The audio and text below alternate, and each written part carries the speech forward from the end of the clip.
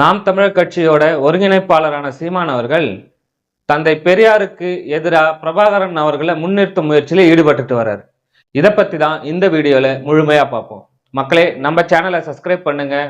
நீங்கள் பண்ணுற ஒவ்வொரு சப்ஸ்கிரைபும் நம்மளுக்கு உற்சாகம் கொடுக்கும். உங்களோட கருத்துக்களை கமெண்ட்ல தெரிவிங்க. வாங்க நிகழ்ச்சிக்குள்ள போகலாம்.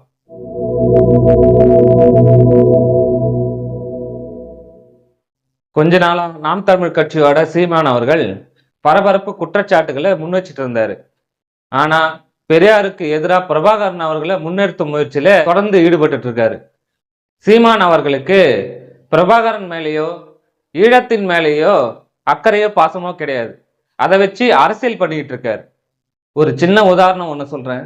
ஈழப்படுகொலைக்கு அப்புறம் ஐநா சபையோடைய டம்ப்ளிங் தீர்ப்பாயத்தில் நடந்த விசாரணையில நாம் தமிழ் கட்சியின் சார்பாக அந்த கட்சியுடைய பன்னாட்டு ஒருங்கிணைப்பாளரான பால்யூமன் 41 பக்கங்கள் கொண்ட அறிக்கையை தாக்கல் பண்ணார். அதில் எல்டிடியினர் போர்க்குற்றம் செஞ்சதா அந்த 41 அறிக்கையில் தெரிவிச்சிருந்தது. அந்த அறிக்கையில் 40வது பக்கத்தில் விடுதலை புலிகள் ஆண் பெண் பேதம் இல்லாமல் போரில் ஈடுபடுத்தினாங்க, திருமணமான பெண்களுக்கு கட்டாய கருக்கலைப்பு எல்டிடியினர் செய்ததாகவும் குறிப்பிடப்பட்டிருந்துச்சு.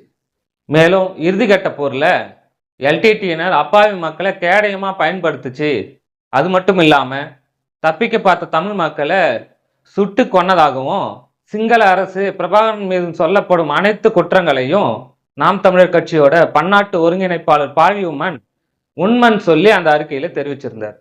சீமானை பற்றி பிரபாகரனோட அண்ணன் மகன் ஒரு வீடியோவில் பேசியிருந்தார். வீடியோவில் பேசுனதை பற்றி ஒரு பெண் செய்தியாளர் சீமான் கிட்ட கேள்வி எழுப்பினாங்க. அதுக்கு பதில் சொல்லாம சொல்லவே நாக்கூசக்கூடிய ஒரு வார்த்தையை சொல்லி அவர் திட்டிருக்கார். பிரபாகரோட அண்ணன் மகன் தெரிவிச்ச கருத்து பெரிய விமர்சனத்துக்குள்ளாயிட்டு இருக்கு. நீங்கள் பிரபாகரோட இருந்த புகைப்படம் இது எந்த விதமான அரசியல்னு எனக்கு தெரியல. அரசியல்ல பொதுவா பொது வெளியில நாகரீகமா பேசுவாங்க. ஒரு அரசியல் கட்சியோட தலைவர் இந்த மாதிரி பேசி இருக்கிறது ரொம்ப வருந்தத்தக்கதா பார்க்கப்படுது. மக்களே, இந்த கண்டென்ட் பத்தியான உங்களோட கருத்துக்களை கமெண்ட்ல சொல்லுங்க. இந்த வீடியோ பிடிச்சிருந்தா சப்ஸ்கிரைப் பண்ணுங்க. மீண்டும் அடுத்த வீடியோவில் சந்திப்போம்.